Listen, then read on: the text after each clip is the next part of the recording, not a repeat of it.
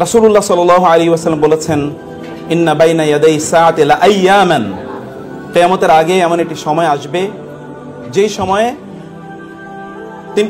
তিনটি ঘটনা ঘটবে। আরো অনেক ঘটনার কথা বলা হয়েছে, এই হাদিসে বলা হয়েছে তাকসুরু ফিহি আল ফিতানু ওয়া ইয়াকসুরুল হারাজু ওয়া ইউরফাউল ইলমু আও ইয়াকসুরুল জাহালু।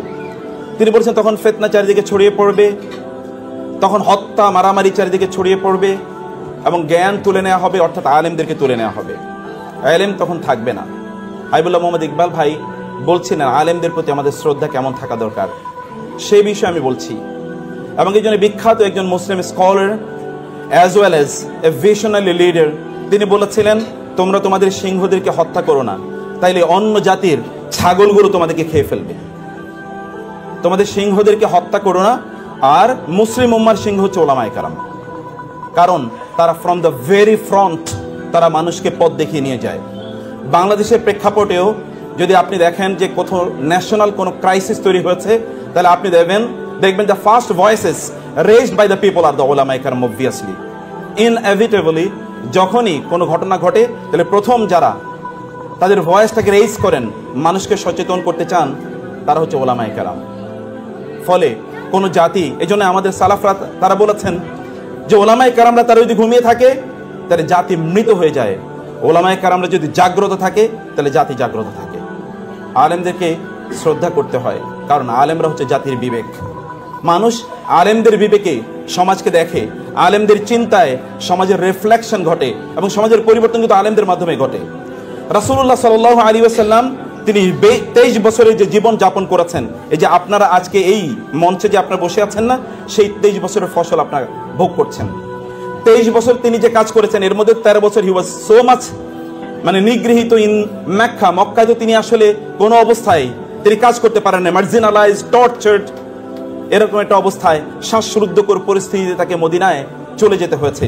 মদিনায় গিয়েও 6 বছর তিনি কাজই করতে পারেননি বলে, because wars and battles, injustices were imposed upon him. তিনি তো ফ্রিলি দিনে দাওয়াত দিতে পারেননি।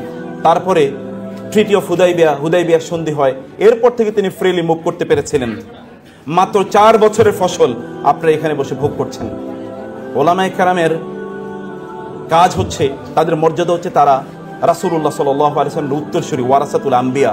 আর কেউ এই ওয়ারাসাত আর কেউ লালন করে না, কেবল আলেমরা লালন করেন।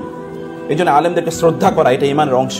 রাসূলুল্লাহ সাল্লাল্লাহু আলাইহি ওয়াসাল্লাম বলেছেন, ইন্না মিন ইজলালিল্লাহি সুবহানাহু ওয়া তাআলা ইকরামু যিশাইবাতিল মুসলিম ওয়া হামিলিল কুরআন গায়রিল গালি ফিহি ওয়াল জাফিআন। ওলামায়ে কেরামদেরকে শ্রদ্ধা করা মানে হচ্ছে আল্লাহ তাআলাকে শ্রদ্ধা করা, প্যারালাল।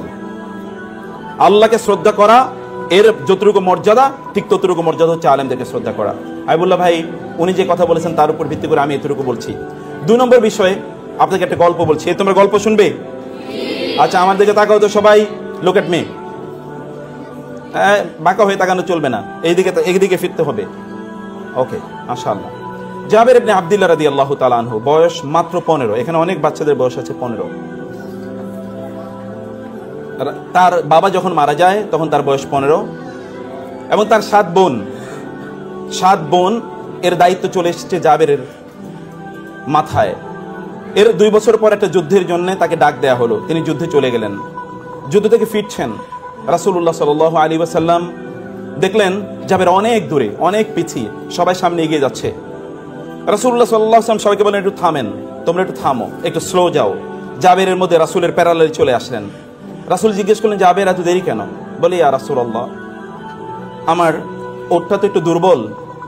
এই কারণে তোমার উট দুর্বল কেন? ইয়া রাসূল, আপনি তো জানেন আমার বাবা যুদ্ধের ময়দানে শাহাদাত বরণ করেছেন, আমার 7 বোন আছে, আমার ফ্যামিলিতে আর কেউ ইনকাম করার মতো নাই, আমার বাবা এইটুকু সম্পত্তি রেখে গেছেন, এই দুর্বল উটটি, এর চেয়ে শক্তিশালী কোনো কিছু নাই। রাসূলুল্লাহ সাল্লাল্লাহু আলাইহি ওয়াসাল্লাম দেখলেন যে তার জামায় একটা দাগ আছে। এটা কিসের দাগ? তৎকালীন মানুষের জামায় দাগ থাকতো, তারা পারফিউম, আতর ব্যবহার করতে এই দাগ থাকতো। এবং আপনি কোনো সম্ভ্রান্ত ফ্যামিলির মানুষ, তার মানে হচ্ছে আপনার শরীরে আতরের দাগ আছে, কারণ আতর সবাই ব্যবহার করতে জানতো না অথবা পারতো না। এটা কিসের দাগ? ইয়া রাসূলুল্লাহ, আমি বিয়ে করেছি। সেই সময় রাসূলুল্লাহ সাল্লাল্লাহু আলাইহি ওয়াসাল্লাম তার বিখ্যাত সেই কথাটি বলেছেন, তুমি কাকে বিয়ে করেছো? বলে, আমি এরকম একজন বিধবা নারীকে বিয়ে করেছি। তুমি কেন একজন যুবতী নারীকে বিয়ে করলে না? তুলাইবুকা ওয়া তুলাইবুহা, তুমি তার সাথে একটু আনন্দ করতে পারতে, সে তোমার সাথে আনন্দ করতে পারতো। বলি, ইয়া রাসূলুল্লাহ, আমার 7টা বোন, এই বোনদেরকে লালন পালন করার জন্য আমার একজন দায়িত্বশীলা নারী দরকার ছিল, এবং এই কারণে আমি তাকে বিয়ে করেছি। রাসূল তাকে ইন্টারনালি মারহাবা জানালেন, তুমি big choice, great choice you have made. রাসূলুল্লাহ সাল্লাল্লাহু আলাইহি ওয়াসাল্লাম বলে, তো তোমাকে, আচ্ছা তুমি তো এই দুর্বল উট নিয়ে যেতে পারবে না, আচ্ছা ঠিক আছে। রাসূলুল্লাহ সাল্লাল্লাহু আলাইহি ওয়াসাল্লাম উটকে একটু মাত্র খোঁচা দিলেন। এটা এমন একটা আঙ্গুল, যে আঙ্গুল যদি আকাশের দিকে কেবল এতটুকু কেবল ইঙ্গিত করে, তাহলে আকাশের চাঁদ দ্বিখণ্ডিত হয়ে যায়। এমন একটা আঙ্গুল, যে আঙ্গুল যদি কোথাও কেবলমাত্র এতটুকু পানির মধ্যে ডুবায় বা চুবিয়ে দেয়, এটা হতে পারে যে এক লোটা বা এক বদনা পানি, কিন্তু 1700 বা 1600 লোক ওইখান থেকে গোসল করার পানি পায়, তারা পানি পান করার মতো পানি পায়, এবং তারা পানি প্রিজার্ভ করতে পারে, যে পরবর্তীতে পানি তারা ব্যবহার করবে। কিন্তু পানি ছিল মাত্র এক লোটা, 1400 লোক খায়। যে এমন এক আঙ্গুল, যে আঙ্গুল কেবলমাত্র বলেছে এতটুকুই কেবলমাত্র খাবার আছে, একটা ছোট্ট পাতিলের মধ্যে অল্প একটু মাংস আছে আর অল্প কয়েকটা রুটি আছে, তিনি বলেছেন আমি হাতটা রাখলাম, তোমরা এবার নাও। 1400 লোক খাওয়ার পরে এরপরে যতটুকু মাংস ছিল ততটুকুই অবশিষ্ট আছে।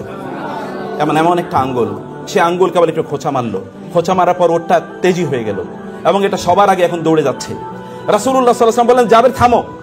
জাবের থামলেন, তোমার ওটটা আমি কিনতে চাই। ইয়া রাসূলুল্লাহ, একটাই তো আমার সম্পদ, এটা বিক্রি করলে কেমনে হবে? না, তুমি আমার কাছে বিক্রি করে দাও। না, আমি বিক্রি করতে পারবো না। তুমি বিক্রি করো প্লিজ। না, আমি বিক্রি করতে পারবো না, আমার একটাই মাত্র সম্পদ। রাসূলুল্লাহ সাল্লাল্লাহু আলাইহি ওয়াসাল্লাম 10 বার বললেন তাকে, তোমার এটা বিক্রি করে দাও। মাত্র তার বয়স মাত্র 17। এখনকার যুগের বাচ্চাদের বয়স 17 হলেও তারা যতটুকু ম্যাচিউরড, তৎকালীন বাচ্চারা ইন্টেলেকচুয়ালি আর অনেক বেশি ম্যাচিউর ছিল। আমাদের বাচ্চাদের ম্যাচিউরিটি একটা ভিন্ন জায়গায়। আপনারা এবং আমরা ভয়াবহভাবে একটা ডিস্ট্রাকশনের ওয়ার্ল্ডে বসবাস করছি, ভয়াবহভাবে একটা ডিস্ট্রাকশন। কোন এক সময় পাপ করার জন্য আপনাকে অনেক দূরে যেতে হতো, এখন পাপ করার জন্য অন্য কোথাও যাওয়া লাগে না। এখন পাপ আপনার ঘরের মধ্যেই রয়েছে, আপনার একটা ছোট্ট ডিভাইসের মধ্যে রয়েছে। এমন কোনো পাপের ট্রেস নাই যে ট্রেস এই ডিভাইসের মধ্যে পাওয়া যায় না। এভরিথিং, সব কিছু এখানে পাওয়া যায়, এভরিথিং এখানে রয়েছে। যত ধরনের অ্যাভারেশন, যত ধরনের ডিস্ট্রাকশন, যত ধরনের ওয়েওয়ার্ডনেস, যত ধরনের পথভ্রষ্টতা অথবা ধরেন পথ থেকে সরে যাওয়া, এগুলো সব কিছুর মধ্যে পাওয়া যায়। তারা ছিলেন ইন্টেলেকচুয়ালি ম্যাচিউরড। রাসূল তাকে 10 বার বললেন, 10 বারই তিনি ডিনাই করলেন। অতঃপর যখন 11তম বার তাকে বললেন, তিনি বললেন, ইয়া রাসূলুল্লাহ, ঠিক আছে বিক্রি করে দিলাম, কত দেবেন আপনি? বলেন 1 দিরহাম। 2 দিরহাম। কি বলেন ইয়া রাসূলুল্লাহ, এর দাম কি 2 দিরহাম হয় নাকি? আচ্ছা ঠিক আছে 4 দিরহাম। না, আরো বেশি দিতে হবে। আচ্ছা ঠিক আছে 8 দিরহাম। না, আর একটু বেশি দিতে হবে। বলতে বলতে রাসূলুল্লাহ সাল্লাল্লাহু আলাইহি ওয়াসাল্লাম এটার যা দাম হওয়ার কথা ছিল তার চেয়ে 10 গুণ তিনি দাম বলে বললেন, এটা 40 দিরহাম দেবো, যাও। এবার তিনি জাবের বলেন, ইয়া রাসূলুল্লাহ, ঠিক আছে, একটা ছোটদের তোমাদের গল্প বলছি। রাসূলুল্লাহ সাল্লাল্লাহু আলাইহি ওয়াসাল্লামকে এবার জাবের বলেন, ইয়া রাসূলুল্লাহ, আমি একটু মদিনা পর্যন্ত উটটা নিয়ে যাই, আমি যাবো কিভাবে? বলে, আচ্ছা ঠিক আছে, মদিনা পর্যন্ত যাও। মদিনাতে যাওয়ার পর প্রত্যেক দিকে চলে যাচ্ছেন। জাবের দেখলেন রাসূলুল্লাহ সাল্লাল্লাহু আলাইহি ওয়াসাল্লাম চলে যাচ্ছেন। তিনি বলেন, ইয়া রাসূলুল্লাহ, আপনি উটটা নেবেন না? আপনি না বিক্রি করেছেন, আপনি না কিনে নিয়েছেন আমার কাছ থেকে? না জাবের, এদিকে আসো। বলে কি? বলে উটটা তোমাকে দিয়ে দিলাম। না, আমি না বিক্রি করেছি আপনার কাছে। রাসূলুল্লাহ সাল্লাল্লাহু আলাইহি ওয়াসাল্লাম বললেন, আমি তোমার কাছে উটটা কিনে নিয়েছি, এবার উটটা আমি তোমাকে হাদিয়া দিয়ে দিলাম। 40 দিরহামও দেয়া হলো, হাদিয়াও দেয়া হলো। রাসূলুল্লাহ সাল্লাল্লাহু আলাইহি ওয়াসাল্লাম, ওলামায়ে কেরাম যারা আছেন, শিক্ষকরা যারা আছেন, রাসূলুল্লাহ সাল্লাল্লাহু আলাইহি ওয়াসাল্লাম জানেন জাবের একটা সেন্সিটিভ, এক ধরনের ইমোশন আছে, একটা সেন্সিবিলিটি আছে, তার এক ধরনের আত্মমর্যাদা আছে। ইংরেজিতে বলা হয় সেলফ এস্টিম। ইংরেজিতে বলা হয় সেলফ এস্টিম। আল্লাহ সুবহানাহু ওয়া তাআলা কে ইজ্জত বলেছেন, ইন্নাল মুলুকা ইযা দাখালু ক্বরিয়াতান আফসাদুহা ওয়া জাআলু আইজ্জাত আহলিহা যিল্লা ওয়া কাযালিকা ইয়াফআলুন। আল্লাহ তাআলা বলেছেন, স্বৈরাচারদের, জালিমদের, এদের একটা চরিত্র যুগ যুগ ধরে আছে। জালিমরা যদি কোনো একটা সময়, কোনো একটা সমাজে অথবা কোনো একটা রাষ্ট্রের যদি তারা ক্ষমতাশালী হয়, তাহলে ওইখানকার সম্মানিত মানুষদেরকে তারা অপমানিত করে। কারণ জানে সম্মানিত মানুষের একটা আত্মসম্মান বোধ আছে, এরা কোথাও মাথা নত করে না, এরা মাথা উঁচু করে দাঁড়ায়। যদি তারা দেখে যে তাদের সম্মানে কেউ আঘাত করেছে, তাহলে তারা বাঘের মতো গর্জে ওঠে। এই জন্য তারা সম্মানিত মানুষদেরকে অপমানিত করে, তাদেরকে তারা লিকুইডেট করে দেয়, অর্থাৎ তাদেরকে সমাজ থেকে নিশ্চিহ্ন করে দেয়। এটা যুগ যুগ ধরে এটা ছিল। আল্লাহ সুবহানাহু ওয়া তাআলা কোরআনে সূরা সাবাতে, মোস্ট প্রবাবলি, আমি হাফেজ নামে যাই না, most probably it is in সূরাতু সাবা। এটা কি সূরা সাবায় আছে নাকি? হ্যাঁ, কোন সূরায়? আচ্ছা তোমরা বলতে হবে পরে। ইন্নাল মুলুকা ইযা দাখালু ক্বরিয়াতান আফসাদুহা ওয়া জাআলু আইজ্জাতা আহলিহা আযিল্লা ওয়া কাযালিকা ইয়াফআলুন। এটা তাদের ওয়া কাযালিকা ইয়াফআলুন মানে এটা হচ্ছে যুগ যুগ ধরে তাদের চরিত্র। ফাইলে মুদারি, ফাইলে মুদারির মধ্যে একটা ইস্তেমরারির একটি অর্থ রয়েছে, মানে এটা সব সময় চলে। এটা আল হুদুস, এখন ঘটে, আবার অন্য সময় এটা আত-তাহাদ্দুস, মানে বারবার এটা ঘটে, এরকম একটা সম্ভাবনা ফাইলে মুদারির মধ্যে রয়েছে। যাই হোক, আল্লাহ সুবহানাহু ওয়া তাআলা কিভাবে ছোটদের সাথে কিভাবে ট্রিট করতে হয়, এটি রাসূলুল্লাহ সাল্লাল্লাহু আলাইহি ওয়াসাল্লামের চরিত্রের মাধ্যমে আল্লাহ তাআলা দেখিয়ে দিলেন। আমি আপনাদেরকে বলবো, আপনাদের বাচ্চাদের সাথে সম্মানজনকভাবে রেসপেক্টফুলি তাদের সাথে আচরণ করুন। রাসূল এমনি তাকে সাদাকে করে দিতে পারতেন, কিন্তু এতে জাবের আত্মসম্মানে আঘাত লাগতো। রাসূল এমনি তাকে ভিন্নভাবে কথা বলতে পারতেন, এতে জাবেরের মন খারাপ হয়ে যেতে পারতো। কিন্তু রাসূলুল্লাহ সাল্লাল্লাহু আলাইহি ওয়াসাল্লাম একদিকে তার সাথে একটু আনন্দ করার একটু সময় কাটালেন, একটু আনন্দ দিলেন তাকে, এক ধরনের তার মধ্যে এক ধরনের হাইপার এক ইমোশন তার মধ্যে তৈরি করে দিলেন। এই ঘটনা যেন জাবের আর কোনোদিন না ভুলে। এরকম মানুষকে কি কোনোদিন ভোলা যায়? এমন মানুষকে কোনোদিন ভোলা যায় যিনি এমন আচরণ করেছেন? তাকে তো হৃদয় দিয়ে ভালোবাসতে হয়, তাকে অন্তর দিয়ে ভালোবাসতে হয়।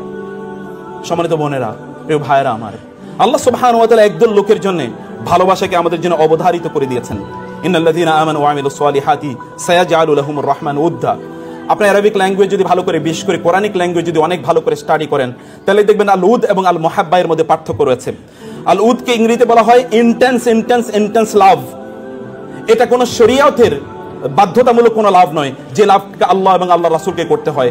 এটাকে বলা হয় মুহাব্বা। কুল ইন কুনতুম তুহিব্বুনাল্লাহ ফাত্তাবিউনি মান আহাব্বা লিল্লাহি ওয়া আবগাদা লিল্লাহি আল মুতাহাব্বিউনা ফিল্লাহ মান আবগাদা লিল্লাহ ওয়া মান আহাব্বা লিল্লাহ ওয়া আবগাদা লিল্লাহ। আল মুহাব্বা এটা হচ্ছে শরীয়ী টার্ম, কিন্তু আল উদ এটা কোনো জিনিসের এগেইনস্ট না, এটা কোনো জিনিসের বিনিময় না, এটা অন্তর থেকে উৎসারিত একটা গভীর ভালোবাসা।